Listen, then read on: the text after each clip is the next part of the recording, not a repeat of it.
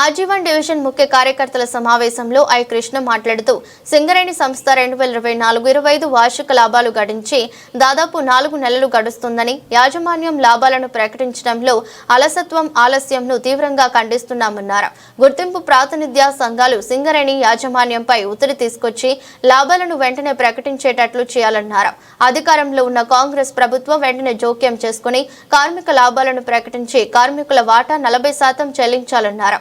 Singareni company లాభాలను ప్రకటించకపోవడంపై కార్మికులు తీవ్ర అసంతృప్తితో ఉన్నారని, సింగరేణిలోని అన్ని కార్మిక సంఘాలు సింగరేణి యాజమాన్యంపై ప్రభుత్వంపై ఒత్తిడి తీసుకువచ్చి లాభాలను ప్రకటించే విధంగా కృషి చేయాలని సింగరేణిలో పనిచేస్తున్న అన్ని కార్మిక సంఘాలకు విజ్ఞప్తి చేశారు. ఇటు సమావేశంలో యూనియన్ రీజన్ ప్రధాన కార్యదర్శి రామకృష్ణ, యూనియన్ ఆర్జీ1 డివిజన్ సెక్రటరీ చింతల శేఖర్, ఐఎఫ్టియు నాయకులు ఐ రాజయ్య, ప్రభాకర్ పాల్గొన్నారు. సింగరేణి సంస్థ 24-25 సంవత్సరానికి సంబంధించినటువంటి వార్షిక లాభాలని ఇప్పటి వరకు కూడా ప్రకటించలేదు.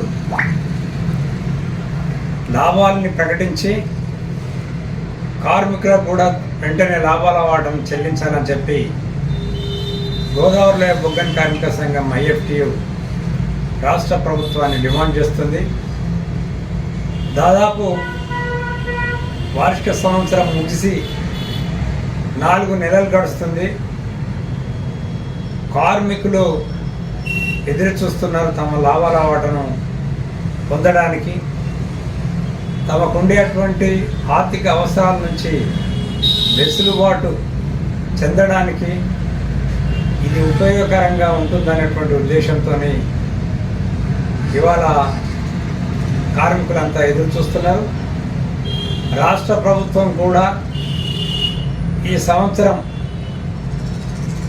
కార్మికులకు గణనీయమైనటువంటి గత శాతానికంటే కూడా ఎక్కువగా ఇచ్చి తమ ప్రభుత్వం కార్మికుల సంక్షేమాన్ని కోరుకుంటుంది అనే పద్ధతిలో నిలబడతారనేటువంటి ఆశాభావాన్ని మేము వ్యక్తం చేస్తున్నాం.